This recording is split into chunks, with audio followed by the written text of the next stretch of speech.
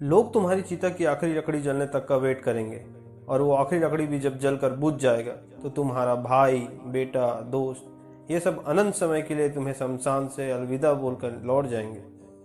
कुछ दिन तो तुम उनके बीच और जी लोगे कि अच्छा इंसान था, थोड़े दिन और जी लेता, और फिर समय के भंवर में वो तुम्हें कहीं पीछे छोड़ आगे बढ़ जाएंगे। वो तुम्हारा वापस आने तक का वेट नहीं करेंगे क्योंकि उनको पता होगा कि जो एक बार चला गया वो वापस नहीं आता, तो वेट करने से क्या फ़ायदा। बस तुम्हारी कहानी यहीं पर ख़त्म हो जाएगी। तुम ऊपर से देखकर सोचोगे कि लोग कितने स्वार्थी हैं। जब मैं उनके काम आता था तो वो कितने पास पास रहते थे। आज मैं दुनिया से चला गया हूँ, तब भी दुनिया वैसी ही चल रही है। तुम्हें अफसोस होगा कि क्या मैं इन्हीं लोगों के लिए जन्म लेकर पृथ्वी पर गया था। तुम उनसे बहुत सवाल करना चाहोगे, पर लाख कोशिशों के बाद भी तुम्हारी आवाज़ उन तक नहीं पहुँच पाएगी। तुम वापस आकर फिर से दोबारा ज़िंदगी जीना चाहोगे, क्योंकि तुम्हें ज़िंदगी का मतलब तब समझ में आ चुका होगा। तुम्हें महसूस होगा कि तुम आसपास के माहौल में खुद को कितना भूल गए थे।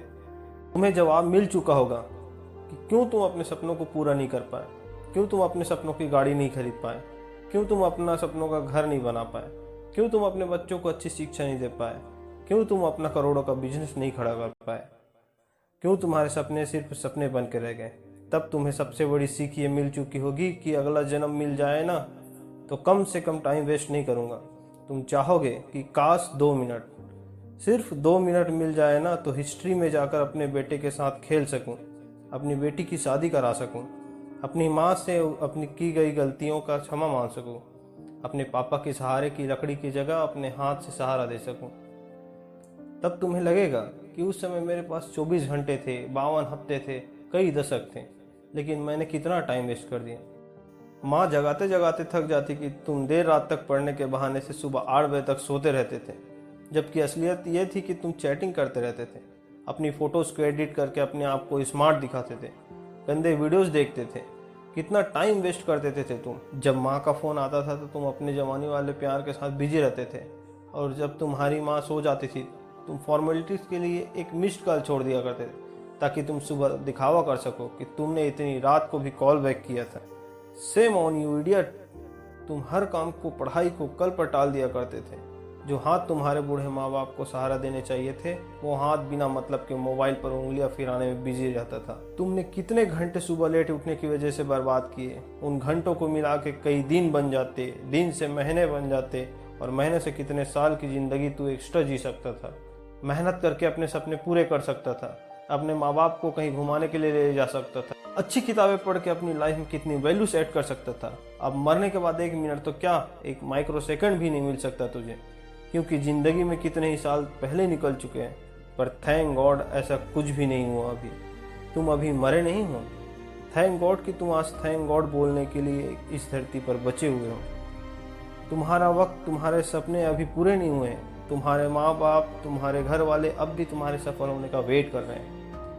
तुम्हारा दिल अब भी तुम्हारे सपने पूरे होने का वेट कर रहा है। थैंक गॉड कि तुम्हारे हाथ की घड़ी तुम्हें अब भी वो दिन दिखाने का वेट कर रही है जब तुम एक हीरो के रूप में लोगों के सामने खड़े होंगे और लोग तुम्हारी रियल कहानी सुनकर आंसू से भर जाएंगे, मोटिवेट होंगे।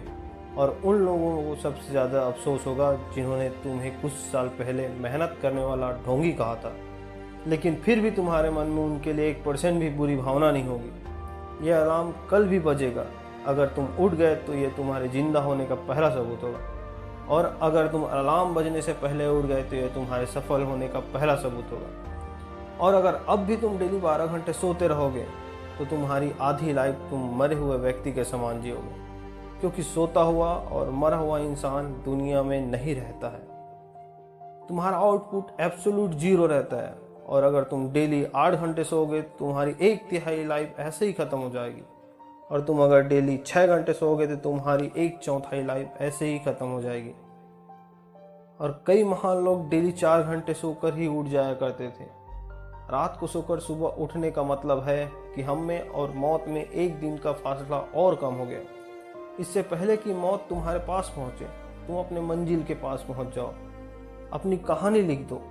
जो लाइफ में करना चाहते हो वो कर लो, पर कम से कम सुबह जल्दी उठना सीख लो, क्योंकि तुम्हें ज़्यादा जीने के लिए तुम अपनी उम्र नहीं घटा सकते, और अपनी बची हुई ज़िंदगी में टाइम मैनेज करके टाइम बढ़ा सकते हो।